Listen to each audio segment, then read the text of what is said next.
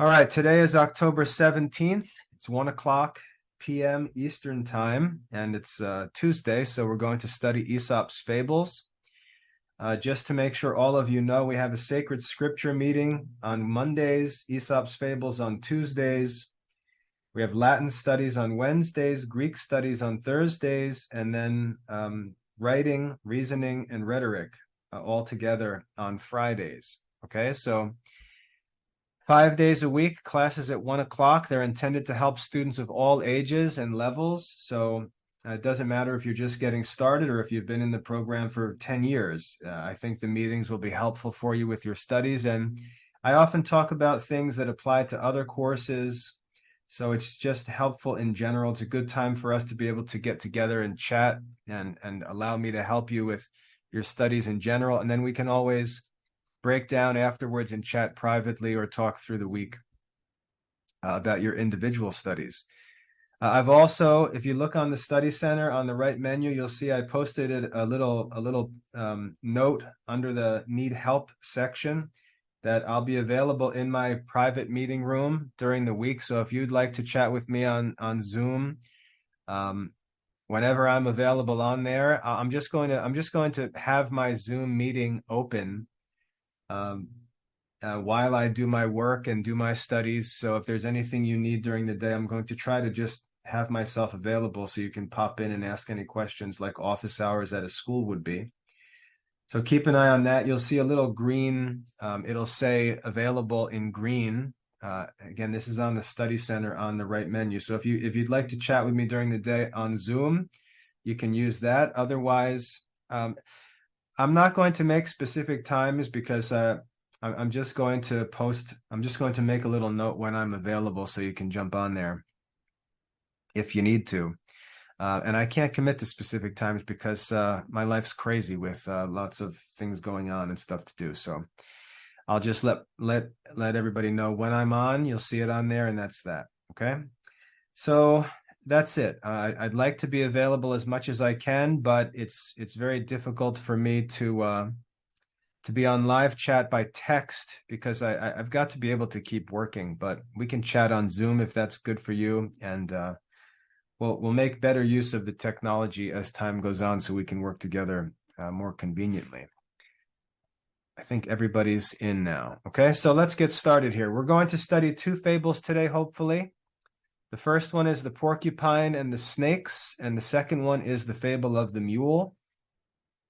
These are around lesson, I think 101 or 102 in Aesop's Fables, and you don't need to do Aesop's Fables in order. So if you're here with me in class today and we go over these fables, then as soon as we're done today, you can turn around and go get these assignments done and turn them in. So I think that's the most helpful way, the most efficient way to get these lessons done. And it's also best for grading too, because I can tell when I see the answers that students write. I can tell students who have been in live class and students who are trying to figure it out on their own. So it makes grading much easier. So let me share my screen here. I'm going to share my screen so we can read this fable together. And we'll get going here. You should see on your screen the fable of the porcupine and the snakes, and you've got a little image on the page there of the porcupine entering into the cave with the snakes, and for some reason the illustrator also threw some frogs in there. But this is the fable of the porcupine and the snakes, okay? So we're going to read through the fable together. I recommended that you have a sheet of paper handy so you can jot down some notes to help you get the assignments finished. But I'm going to go through it. I really want to help you understand how to study and use these fables, so I'm going to do most of the talking here. And I'm going to try to get us through 2 fables to make the best use of our time. So follow along with me. Then, as I said, when we get finished with the first fable, I'll ask if there are any questions and we can chat for a minute or two. And then I'll get to the second fable. And then at the end of the class, I'll stay on as long as any of you have any questions until everyone's done. All right. So that's how we'll manage our time together. So the fable of the porcupine and the snakes. A porcupine seeking for shelter desired some snakes to give him admittance into their cave. They, the snakes, accordingly let him in, but were afterwards so annoyed by his sharp, prickly quills that they repented of their easy compliance and entreated him to withdraw and leave them their hole to themselves. No, said he, let them quit the place that don't like it. For my part, I am very well satisfied as I am. This is the fable of the porcupine and the snakes. Now, when you read these fables, once you read it through the first time, you need to go back through it and make sure that you understand every detail. So if there are any words that you don't know, if you don't know anything about the characters, you might need to take some time to learn a little bit before you can attempt to understand the fable. So we've got two sets of characters in this fable. We've got a porcupine and some snakes. Now, I don't live in an area where there are porcupines, so I've never had to interact with any porcupines, but I know them from, just from general studies or from, maybe cartoons or some stories where you learn about porcupines. But we know that they're an animal that's got these prickly quills all over their bodies, and I think they can even release them. They stick in other animals, and they're obviously painful and annoying. And they can also be dangerous because anything that pierces your skin can get into your blood. And if there's dirt or any sort of bacteria on it, you can get infected. So they can be dangerous, right? But that's what a porcupine is. And then we've got these snakes. And normally the snakes are the bad guys. But here we find in this fable that they've got this den that they live in, this shelter. And the porcupine comes along and asks if he can stay with them in their den. And they are apparently acting in a friendly way, and they say, sure, you can stay with us. It says they let him in very easily, very, very generously and friendly. So they let him in, but afterwards they were annoyed by his sharp, prickly quills. And they repented. That means they regretted or they were sorry for, and it tells us what they were sorry for. They were sorry for their easy compliance, That means just easily saying yes, easily agreeing to what was asked of them. They regretted their easy compliance. And again, make sure when you read these fables, you pay attention to the details, all right? Sometimes the meaning of the fable or the moral of the fable is really dependent on the details that were given in the text. So pay attention. We see what happened. The snakes, it doesn't simply say that they were upset that they let him in. That's not what it says. It says they repented of their easy compliance. So the real focus of this fable is this habit of easy compliance. And we'll talk about that in a minute. So they repented of their easy compliance. And they asked him to go away. They asked him to withdraw and leave them their hole to themselves. And he said, no, let them, the snakes, let them quit the place that don't like it. If you don't like it, why don't you leave? For my part, I am very well satisfied as I am. And so this again is the fable of the porcupine and the snakes. So when we look at the fable and try to figure out the moral, as I said, we see they repented of their easy compliance. Okay, so the moral of this fable is to be careful, to protect yourself from the consequences of easy compliance. Beware of being compliant. And like I said, compliant means just quickly and thoughtlessly saying yes and agreeing to things without thinking of the consequences. And the reason why that's an important moral lesson is because it's much easier to be thoughtful and say no in the beginning than to be careless or compliant, say yes, and then find yourself in a problem that's very difficult to fix. Okay? So it's much easier for you to say no in the beginning and protect yourself from problems, much easier to avoid problems than it is to fix problems. Okay.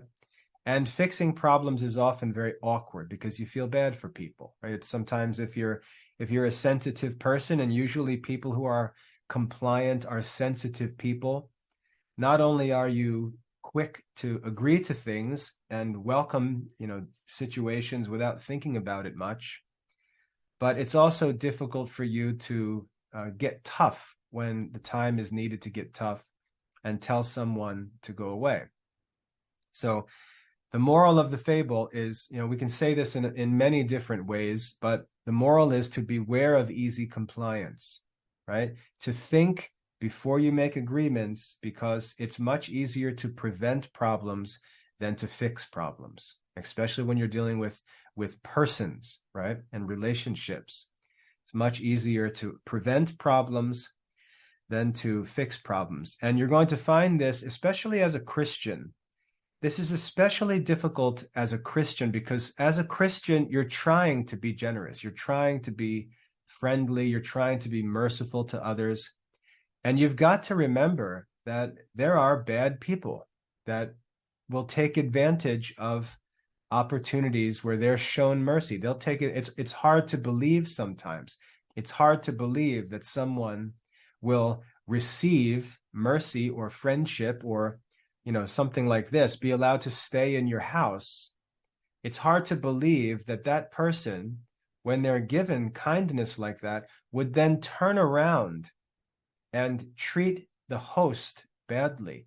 It's hard to believe sometimes that people will do that. And we don't expect it. We don't think it would be possible because we know that we would never do that. But we've got to realize that there are people who will take advantage of even the most generous of hosts. And while I'm saying that, I should say one example of this that many of you may be familiar with, one very good example of this is how children disrespect their parents. Your parents are like the snakes. They welcome children into their home, and they expect that they're going to have a happy relationship with their children. And some of the children just turn out to be absolutely rotten. And they make living in the home miserable and terrible. And their parents sit together at night and look at each other and say, I can't believe that this kid is so selfish, so destructive, so careless about, the needs of others. So a good example of this is seen in a disobedient child. Even worse, in an adult child. When a child gets older and the parents continue to be generous, they let an adult child stay at home, and the child disrespects the people in the house, disrespects the family members who are there. That's a common example of where we see something like this fable of the porcupine and the snakes. The danger of easy compliance. And it's difficult, like I said, because the parents want to be generous, they want to be merciful, they want to help their children get established in adult life, and those children can turn around and be completely unthankful and selfish and careless. And then problems can develop that are very difficult to fix. And so sometimes it's better to try to prevent them. We can see this with family members who have a hard time, and we give them a chance to stay with us. And then as soon as they get comfortable or settled, they turn into these selfish monsters. And people who are generous often end up getting accused of being the mean ones because they have to change a situation when from the beginning they've been nothing but generous. And like I said, it's difficult. If you've never been in the position of the snakes, it's difficult to imagine that people can act like the porcupine, but if you are a compliant person, you're going to be surprised at what you learn. So again, the moral of the fable here, the lesson is to be careful of being too easily compliant. Be careful of being too easily compliant. Now, we could talk about this fable and try to figure out, what should the snakes do? What should the snakes do? How can the snakes get rid of this porcupine? And that's not the right discussion to have. The real lesson that we need to take away from this fable is we need to make sure that we don't get into these situations. We need to make sure we don't get into these situations. We need to be careful. And like I said, for Christians, it's often difficult because we know that Christ teaches us to love our neighbor. Even more, he teaches us to love our enemy. He teaches us to be hospitable, teaches us to be generous. So we're eager often to be helpful to other people. And we often find ourselves in difficult situations. I know I've had to go through it, and I'm sure many of you will also. Some of you might have older siblings who cause trouble in the house. Some of you may have relatives that have caused trouble in the house. But this is a common experience. And whether you believe it or not, there will be people who you are kind to who will turn around and look at you like this porcupine and say, if you don't like it, why don't you go away? Hard to believe, but it's true. You've got to remember human nature. Now, we saw another fable that was like this, the fable of remember, like the farmer and the snake, was it, where the man went out and found a frozen snake and brought it home? We saw a similar story to this fable where we said, be careful to think about the nature of things, right? If you bring a snake into the house, for example, make sure you remember it's a snake, right? It's not going to be nice just because you've been nice to it. Its nature is to bite, and you've got to be careful. Human nature is evil. Human nature is evil. We're fallen creatures. It's not natural for people to be thankful and nice and generous. When we are thankful and generous and nice, it's usually because God's grace is working in us to lead us to be generous and nice and thankful and so on. We can't assume that other people, especially people who are not Christians, we can't assume that they're going to practice the virtues that Christians practice, or that they're going to be filled with the fruits of the Holy Spirit when they're not Christians. So we've got to be careful. All right. That's the fable of the porcupine and the snakes. And again, remember, it's much easier to prevent problems from developing by thinking ahead than it is to fix problems after they've developed. All right. The fable of the porcupine and the snakes. Any questions about this fable of the porcupine and the snakes? I think it's pretty clear. Just make sure you pay attention to the details. Because if I get general answers, vague answers, I mark them wrong. You can't answer these things with vague answers. When we talk about the moral of a fable, you can't give a vague answer. Okay, that's one of the reasons students usually don't pass these lessons. Okay. Give me just 1 minute here. Just a minute.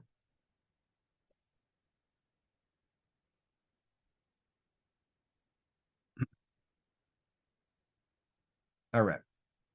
So make sure when you give the moral of the fable, you give a clear answer that proves that you know the details of the fable. Okay. The other question that students struggle with is the last question, which asks you to apply the fable to your own life. And what I ask for in that question is for you to think of a specific situation where this fable might be effective. Okay. I'm asking for you to reflect on the fable and think about your life and think about a specific situation where you might experience what's discussed in this fable. It's got to be specific, and it's got to be from your life. It can't be vague. You can't simply restate the moral of the fable. For example, if you said the moral of this fable is to beware of easy compliance, okay, that's good. That's a good explanation of the moral of the fable. But if you come to the last question where it asks you to think of how the fable applies to your life, what many students will do is they'll just restate the fable. They'll say something like, this fable teaches me to be careful or to beware of easy compliance in my life. That's not an application of the fable. That's not a specific situation. One of the signs that I can tell where a student is answering the question correctly is they'll have, for example, okay? This fable teaches me to beware of easy compliance. For example, and they give an example. That's what you need to do for that last question. Okay. Now I saw someone asked, why does Aesop choose the porcupine and the snakes for this fable? Well, the porcupine is an example of an annoying individual. We can look at a porcupine and say, man, that's an annoying animal. Look at that thing. And why would God make that except to trouble people, right? Like mosquitoes. Why would God make a porcupine? And sometimes I think that God made these creatures just for these fables, because it doesn't seem to make much sense why God would create a porcupine or a skunk, right? There's so many animals like that. And we look at them and say, why would God create that thing? The porcupine is by its nature annoying, right? By its nature irritating and impossible to live with. And so it becomes a symbol of a person who's annoying, right? That's what the porcupine symbolizes.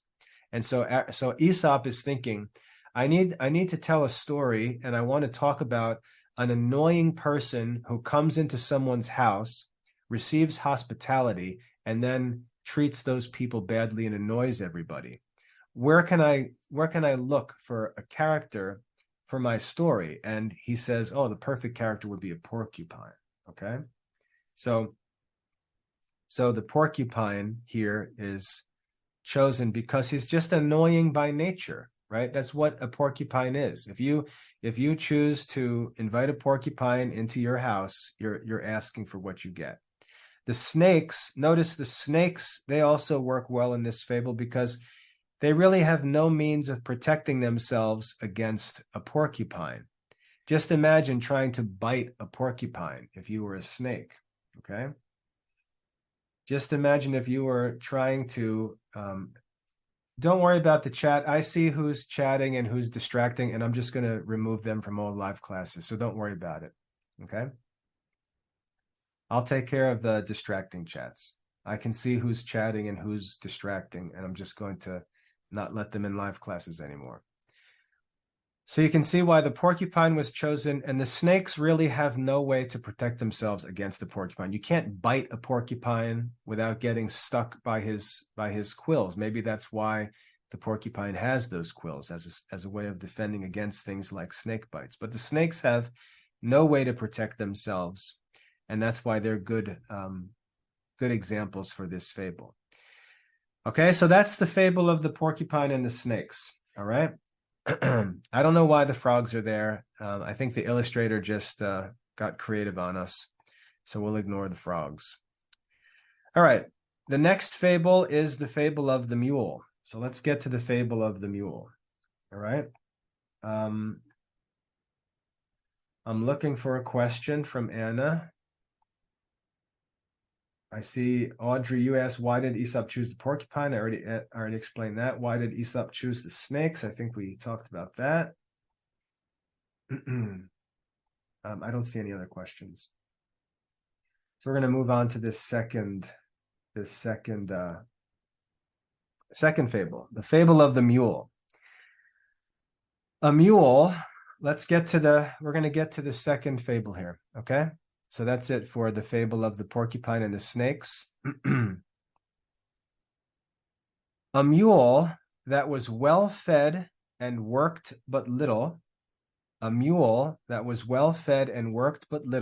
frisked and gamboled about in the fields, and said to himself, what strength, what spirits are mine? My father must surely have been a thoroughbred horse. The mule soon after fell into the hands of another master and was worked hard and but scantily fed. Thoroughly jaded, he now said, what could I have been thinking about the other day? I feel certain now that my father can only have been an ass. This is the fable of the mule. So the first thing we've got to look at, we've got to make sure we understand the characters, and we've got to make sure we understand the vocabulary. We've got to understand what a mule is. Okay, a mule. Does anybody know what a mule is? I'm going to bet that most don't know what a mule is. Everyone's going to say a donkey or an ass, but that's not what a mule is. A mule is a crossbreeding of a donkey with a horse. Okay, so a mule is a mixture of a donkey and a horse. Mules can't reproduce. That's why we don't have lots of mules. They can't reproduce. So once a horse and a donkey are bred together to produce a mule has some of the qualities of a horse and some of the qualities of a donkey, and they're used for farm work. But they can't reproduce. So you can't have you can't have mules producing mules. You just produce a mule from a horse and a donkey. But they're used for farm work. And they're strange animals because they look like donkeys, but they're usually the size of a horse. They really are a mixture of a donkey and a horse. The only place that I've seen mules was in Amish country in Pennsylvania. The Amish people still use mules all the time. You can see mules all over the place in the fields in Amish country. If you live in an area where the Amish are, you'll see mules. Okay, so the mule, and notice what it says about him. He was well fed. Follow me here. A mule was well fed and worked little. So think about what Aesop is telling us. We have a mule. He's a well-fed mule that's worked very gently. So he's not used very much by his owner. He's fed well and worked little. That means he's very well taken care of. So we have a mule that's very well taken care of. He's got very good condition in life. He's well fed and worked but little. Okay. So he was out frisking and gambling. That just means jumping around and playing out in the fields. And he's got lots of energy because he's worked little. So he's got lots of energy. He's not exhausted from heavy burdens and heavy workload. So he's got all this energy. So he's out jumping around, kicking and playing in the fields. I don't know if you've ever seen animals when they get excited and they just run around in circles and jump and kick their legs and stuff. That's the idea here. So he's jumping around in the field, having a good old time. And he says to himself, what strength, what spirits are mine? And notice how he thinks. He thinks about himself and he credits his strength and his spirits, all this energy and strength that he has, he credits it to himself. He says, what strength and what spirits are mine? Notice he doesn't talk about his master. He doesn't talk about the fact that he's well fed and lightly worked. He doesn't credit his owner with his strength and spirits. He imagines that they are somehow his by nature. They're his own, and he takes credit for them. And so he leads to this conclusion and says, my father must surely have been a thoroughbred horse. You know, I must have come from a great line or some great father because I'm just so great and strong and full of energy. He doesn't give any credit to his owner that takes good care of him. He doesn't acknowledge that his strength and his spirits are really owed to the care that he receives from his owner. And so he makes this irrational conclusion about what the source of his strength must be. He says, my father must surely have been a thoroughbred horse. Then shortly after, we're told, he soon fell into the hands of another master. Notice that Aesop tells us that what changed in this mule's life was the master changed. The mule didn't change. The master changed. The only thing that changes is that this mule goes from one master to another. The master changes. And now, under this new master, it says he was worked hard and scantily fed. He was worked hard and lightly fed. And so he's got the opposite living conditions. He was well fed and worked little and was full of strength and spirits. Now, under another master, he was worked hard and scantily fed. if you want to think of a good example of this that just popped in my head, if you know the story of Black Beauty, in the story of Black Beauty, some of you may know it better than I do. I'm just thinking vaguely of the story. I know my daughters always like that story, and I've just known bits and pieces of it. But I think that's the story there in Black Beauty, is that the horse goes from being this like beloved and well cared for horse, and then ends up in the hands of carriage drivers that just, mistreat the horse and make it work hard. That's the idea here. So he soon after falls into the hands of another master, and he was worked hard and scantily fed. So this second master looks at the mule as a way to make money. That's what he sees. He sees him as a slave. And what the master wants to do is feed him as little as possible, because feed is an expense. It costs the owner. So he wants to feed him as little as possible and make him work as much as possible. So this new master treats this mule like a slave. It just uses it to try to make a profit. Yeah. Okay, so notice the focus. The focus in the fable is on the mule, but it's also on the master. And the moral of the fable is going to center on this study of these two masters. Okay. Soon fell into the hands of another master, was worked hard and scantily fed, was treated like a slave, was not loved, was not cared for. Thoroughly jaded, he now said, "What could I have been thinking about the other day? I feel certain now that my father can only have been an ass."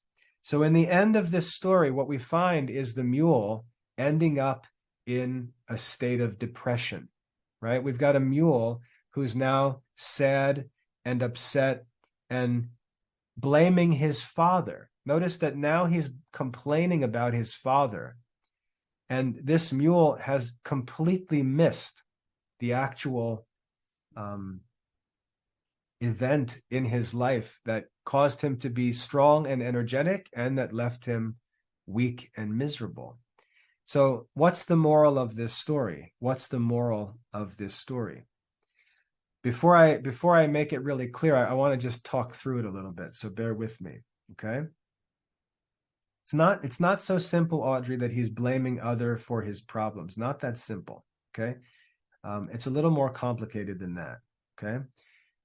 Notice the problem is that he's wrongly identifying the cause of his strength and of his weakness. He's wrongly identifying the cause of his happiness and his sadness. He's wrongly identifying the cause. That's his problem. He's looking at himself and saying, man, all of this strength and all of this energy I have, it must come from my father. It must be in me. It must be from, my genetics or whatever, right? From my family. He wrongly identifies the source of his strength, okay? He wrongly identifies the source. And then when his circumstances change, he continues to wrongly identify the cause of his problem. He wrongly identifies the source of his problem.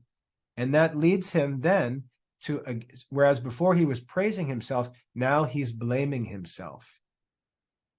And the moral of this fable, I believe, the moral of this fable is that if we wrongly identify the source of our happiness, it will lead us to unhappiness. If we wrongly identify the source of our happiness, it will lead us to unhappiness. That's what I think we see here in this fable. What he should have thought, and again, he's a mule, so he's obviously not very rational. But what he should have originally thought was, I am so thankful for my master who feeds me well and works me little. I'm so thankful that I have a generous master who loves me and cares for me and allows me to be so healthy and happy. I'm thankful for my master. And then, unfortunately, if the master changed, he would have understood that the problem was not him. The problem was not his father, blaming his parents now for his problem. The problem was outside of him and was actually someone else. And you can see that if you understand that the problem is caused by something outside of yourself, you can bear with that problem and not fall into this depression and this miserable blaming yourself or blaming your parents and things like that. So his inability to identify the source of his happiness ultimately led him to wrongly identify the source of his unhappiness. And if you can't identify the source, you're trapped because you can't fix it, or at least you can't deal with it in a good way. So that's the fable of the mule. I think it's a warning about misidentifying the source of our happiness or the source of our trouble. Being too inward, being too focused on ourselves and not really considering what's causing or what's capable of causing our happiness and what's possibly causing our unhappiness. Okay? That's the moral lesson here. We see a mule misidentifying the source of his happiness and misidentifying the source of his unhappiness. And what that ultimately leads him into is the inability to handle difficulties. Okay? It's a complicated lesson. And again, when you're young, you've got to think, how does this fable apply to my life? And that's a challenging question, especially when you're young. I would say this: when we're living and we think rightly, if we apply this fable to the Christian life, we obviously know that the source of our happiness is God himself. We learn in the Catechism that God created us to know him, to love him, and to serve him, and to be happy with him forever. To be happy with him forever, not in this life, but in eternity. So our happiness comes from God, and our happiness is ultimately found in God. And unlike this poor mule who gets, traded or sold into the hands of a bad master, when we live the Christian life, we can be confident that if we live well, if we obey God's commandments and do what he tells us to do, we have absolute certainty that we're going to enjoy that life in heaven. And so we know the source of our happiness, we know the source of our unhappiness, and that helps us to live in this life and go through trials at times, which God sometimes allows for good reasons to actually lead us back to him and teach us not to wander from him. In the story of Job in the Bible, we learn about that. God allows the devil to destroy a man's life. And it simply leads that man to remain focused on God. So when we're focused on God, even if our circumstances change, we can bear with them because we know that everything is well. We know our master loves us, and we know that there's a cause of the problems in our lives, and that allows us to persevere through them or endure them, to bear with them. But if we wrongly identify the source of our happiness, as most people do, if we wrongly identify the source of our happiness, and we're thriving, and I see this many times in the lives of Christian children who grow up in loving families, they're healthy, they're strong, they're happy, and they take the good master for granted and think that it's in them, like, oh man, I'm so strong, I'm so healthy. I must be called to do some great worldly work. I'm going to be famous and do this or that. And they don't rightly understand the source of their happiness, that it's primarily God working through their parents to give them these good things. And they think they can dispense of those things. They think that they can just abandon religion, that they can abandon their parents' teaching, go off as adults, start their own life. And often we watch as they make those choices, their life starts to fall apart. And all those things that they had going for them when they were young suddenly start to be lost. We see this in the parable of the prodigal son. We have a son who's living with a generous father, all is well. He decides to go off with his so-called friends. His life completely falls apart and he ends up in the gutter begging for food. And that's a common story, especially in modern generations. Okay. So that's the fable of the mule. Lots of applications we can think of. The moral is pretty clear. Why would Aesop choose a mule? Because, like I said, you can see the mule is kind of debating like his parentage. He's saying maybe it was the horse, maybe it's a donkey that causes my behavior. But we see that neither of those things were true. He was perfectly healthy as a mule when he had a good master, and he was miserable when he had a bad master. So there's no use talking about where you came from. The problem is actually not in you. So again, there are many moral lessons we can draw from these fables. We can keep thinking about them. We can think of all different kinds of applications. We can just keep listing moral lessons that can be drawn from this, but that's a good place to start. I think that gets the main moral lesson and should help you to complete this lesson. Okay, yeah. Zoriana's writing about the prodigal son. Question here: could another moral be? And yeah, just remember, when I say I usually try to be careful and say a moral of this fable, because we can draw many from it. Could another moral be that a young man, symbolized by the mule, who is well fed but has little demanded of him in terms of work, will be ill prepared for the difficulties of life, and the father of such a young person is indeed a fool? I would say we can think of different applications of the fables. That's one of the benefits of the fables.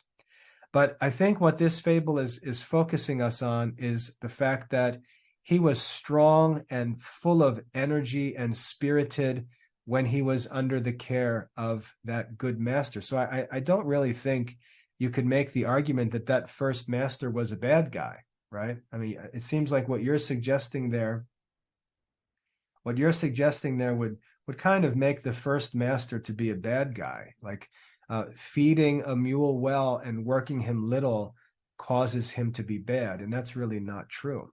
Okay, this is a very well cared for mule. I think that's the point of the fable there. I don't think we could make the first master the bad guy. There's a good guy and a bad guy. The good guy is the first master. The bad guy is the second master. So I think the details of the fable would not allow us to put any negative spin on the first master. How did he not notice changing masters? Yeah, Anna's answer there is good. He was focusing on himself, right? He was taking credit for his own strength and goodness. He took credit for it, and the problem with that arrogant spirit, with that selfish spirit, is you can take credit for things when everything's going well. You can be arrogant when things are going well. But what happens to the arrogant person when things change? They can't handle difficulties. They can't handle trials. And that's one of the warnings of this. St. Paul, I think it's in the Epistle to the Romans, says, "Do not think more highly of yourself than you ought." That's a good verse to keep in mind. Do not think of yourself more highly than you ought. When you prosper and things go well, you've got to take time to reflect on all of the different people and blessings and situations that make that success possible, and you've got to respect and be thankful for them all.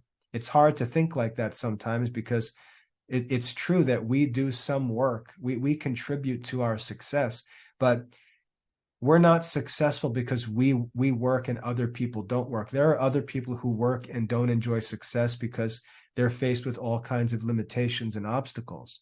And there are some people who appear to be unsuccessful, but relatively they're more successful because they've overcome worse circumstances and accomplished relatively more than someone else who might appear to have accomplished more but didn't face the same obstacles. And only God knows all the details of our lives. That's why we're not supposed to judge other people by appearances. Okay? But you know what it's like. You do something well, like let's say you do well in your schoolwork, and you ignore the fact that your father is working to provide you with the opportunity to study at home. You ignore the fact that your mother is there caring for you, working to help you, organizing things for you. You don't pay attention to the fact that other people have worked through the years to write these books and prepare these resources and put these things together.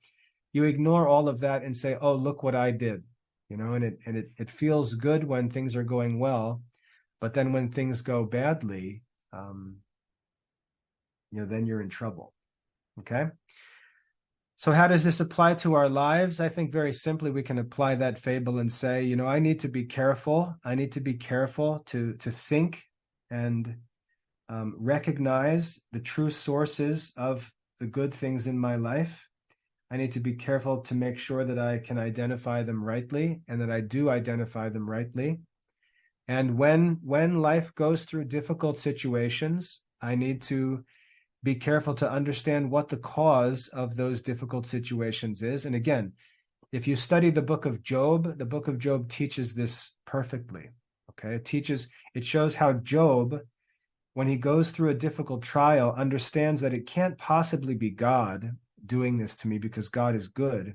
And he rightly, Job doesn't understand what's going on. He doesn't understand the cause, but he knows that it can't be God. And that's what actually helps him to endure through that difficult time. Okay. So that's that. Asher, I'm not sure what you're asking there. How do you get out of thinking in the wrong? I think if you're asking like, how do you avoid making these kinds of mistakes? I think this is where the study of true religion and meditation, being careful to be sensitive to the effects of people in your lives, making sure that you're thankful for every good thing you receive, making sure you take time to think about it, to think about, where you would be without this person or without that person. One of the fables we studied was the fable of the belly and the members. If you've studied that one, it had a similar message. And so we've got to take time to be thoughtful. When something goes well and we're not thoughtful, we often just immediately take credit for it. And, if you watch sports, for example, you'll notice that after a game, the announcer or the reporter will go up to the star player and say, oh, congratulations, you just did all this great stuff. What were you thinking? What allowed you, how were you able to get all this done today and accomplish all this stuff? And you'll notice that the players, they're often trained to thank their coaches, to thank the fans, to thank their teammates. They almost never take credit for anything. And you see that sports, is one of those activities that helps us to understand the value of the contributions that other people make to our individual success. Sports help us to learn that, but that's not saying you need to play sports to understand that. That's a very expensive, costly way to learn a very simple lesson that you can learn right from this fable. But if you think about your family life, think about the fact that people work to support you in the background. You don't even think about it most of the time. Think about work that people do to simple things to care for you and allow you to work. It's easy to overlook those things and take credit. Okay? Yeah, I mean, any sport, any team sport, even if it's an individual sport like wrestling or maybe tennis can be considered an individual sport. There are still, for someone to become good at tennis as a child, I mean, don't they need tennis lessons? Doesn't someone need to pay for those tennis lessons? Doesn't mom need to drive the kid around to the tennis lessons? Doesn't the teacher need to be willing to work to provide those tennis lessons? Didn't somebody need to build the tennis courts that are used for the tennis lessons? You just see like on and on and on. There's all of these different people and things that we're dependent on that make our success possible. Okay. Basketball, same thing. So, but sports are one way that we learn that lesson. But like I said, sports is an extremely inefficient way to learn a very simple lesson. You don't need to go play basketball for 20 years and drive your whole family crazy so that you can learn to be thankful for what other people do. You don't need to go through that. You can learn that by simply studying the fable. That's how a wise person would learn this lesson. They would read the fable and say, oh yeah, you know what? I need to be careful, to be thoughtful about the good things that other people do in my life. You don't need to go play baseball for 20 years and play 3 sports and have mom running around the state, driving you all over the place so you can learn a lesson that Aesop teaches in, 8 lines of text. Okay. Yeah, let's stop the sports talk. It doesn't matter. Sports are a means to an end, and they're not even necessary. Okay. So that's that, the fable of the mule. Now, if we're going to talk about sports, it's like a person might learn this fable, not follow it, ignore it, and then have to go learn the hard way by playing sports for 20 years to just come around to the same lesson they learned when they were 8 years old and could have practiced from the beginning. So it's irrelevant, really. That's not the way that you should need to learn these lessons. You should be able to listen to instruction, learn the moral lesson, and then be careful to put it into practice. You shouldn't have to go become the prodigal son to learn the lesson, right? You should be able to read and receive instruction and avoid the trouble. That's what a good person would do, all right? A wise man sees the evil coming and avoids it. The fool goes on and suffers. So to say like, oh yeah, I learned this lesson the hard way. Well, that's not good. You shouldn't have to learn lessons the hard way when you're growing up in a Christian family, being taught wisdom from the writings of history's wisest men. The whole goal is to save you from having to learn things the hard way. Okay? So that's that. All right, so that's the fable of the mule. So very clear moral lesson to be careful to recognize the sources of your happiness, and to understand how circumstances can change and how you should be able to handle those changing circumstances. All right. That's the second fable. So we're done for today. As for applications, think about, I think I've provided you with enough information to help you to reflect on your own life and think of examples where you've learned this. So that's good. Therefore, if you have any questions, I'll hang around to answer those questions, but that's all for today. So if you're ready to go, you're free to go. I'm not going to get into any other new issues. That's all for today's Aesop's lesson. Go and get those assignments done. Don't just go now and get back to whatever. Try to go and get those assignments done while all of this is fresh in your head. You can get it done in just a few minutes. So do that. If you've got questions, I'll be here as long as the questions continue to come in. Otherwise, we'll wrap up and I'll see you guys either next week or at another one of our meetings later this week.